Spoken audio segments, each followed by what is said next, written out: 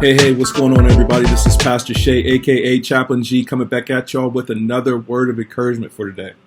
So today I wanted to bring y'all something out of the book of Proverbs, because Proverbs, if you ever read it, it's one of those books that you could just go through, get some really practical wisdom, but in some circumstances, you got to understand the culture that it was written in, the time that it was written in. So sometimes it could be confusing, but for the most part, man, really practical wisdom. Really, it displays how life should work best.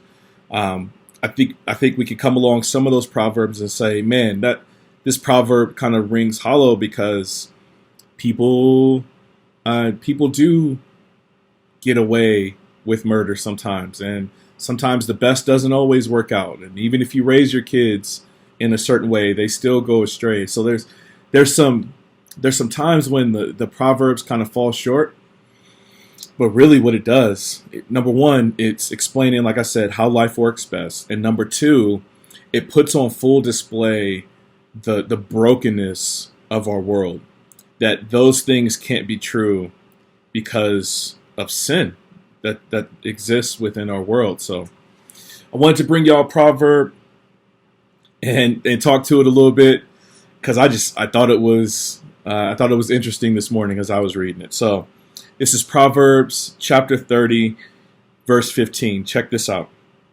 It says, "The leech has two daughters, give and give. Three things are never satisfied. Four never say enough. Sheol, the barren womb, the land never satisfied with water, and the fire that never says enough." So I was I had to look up a commentary on the leech part, right?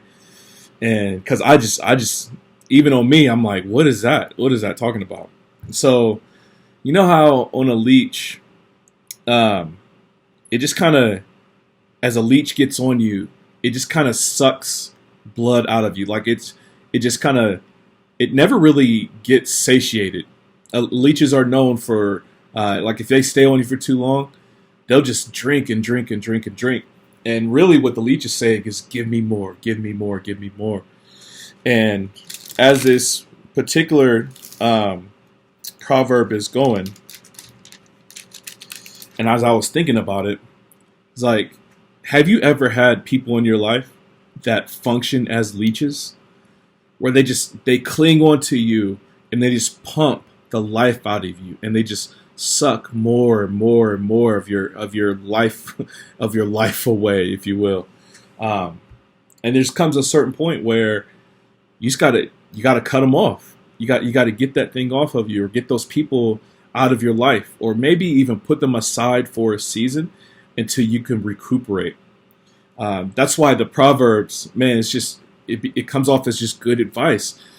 Because even in the ancient Near East, there were people that they would come into your life and they would just pull life out of you, pull energy away from you, pull resources away from you. And the Bible says, like, it's like a leech, and it has like two children, give and give. Like it always just say, give me more, give me more, give me more. And it kind of goes into this next part of this proverb, because that gimme is essentially saying enough is never really enough.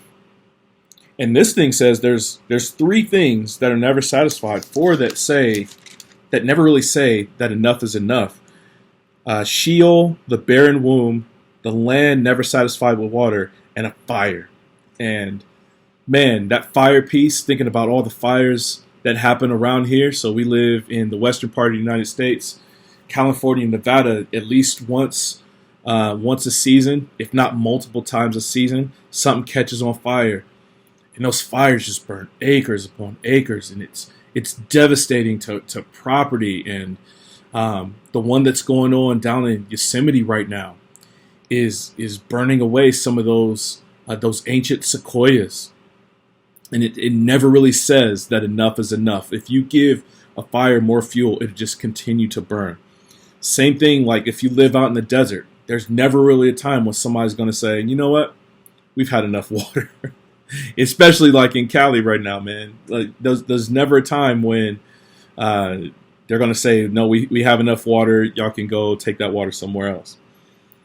The barren womb. Man, talk about the effects of sin, right? And one of the travesties of our reality is that women that can't have children, they can't experience the joy of childbirth and what that's like to bring up the next generation of people to follow God. Like, and the barren womb is just, it's one of those things that it's an unsatiable effect of sin in our world. And then the last one that I'll bring up, it was the first one listed, but Sheol or hell. And this is one of those things, man, where as far as me being a pastor, man, hell will never be satisfied. It will take everyone that wants to come. And my plea with everybody who listens to this, hell is it's just like an open throat, man. Like it will guzzle down anything that you give it. And so there's a way to avoid that death like that. And that's to accept Christ, man. It's to cling to life. It's to say that we are on a freight train. Everybody is on this freight train headed for death. Everybody. There's no one that's going to avoid it. And there's one of two places as far as a destination. There's in the presence of God or there's not in the presence of God.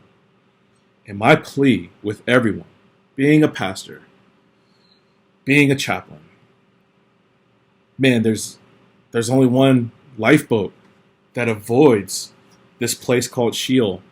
And my plea with everybody is that they cling to the lifeboat named Jesus. And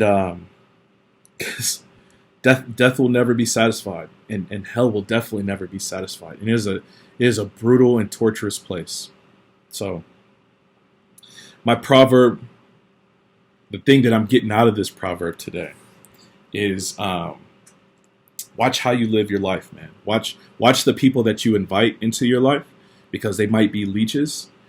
And then watch out for the things that are never satiated. There's some practical things in life. There's some effects of sin. But ultimately, the ultimate effect of sin is the destination that you do not want to end up in. And you can avoid it. And if you want to know how to avoid it, man, my email is down in the description. Hit me up. Email me, man. We could talk more about it. But that's my proverb for today, man. If y'all have never read the Proverbs, go through, check them out. There's some really good points of advice in there. I'll definitely be covering more Proverbs as I do this channel. Please make sure to like, share, and subscribe, man. I love interacting with y'all. I love the love y'all giving me, man. Please make sure to tell folks about it, what we're doing over here. And I love y'all, man. And until next time, grace and peace.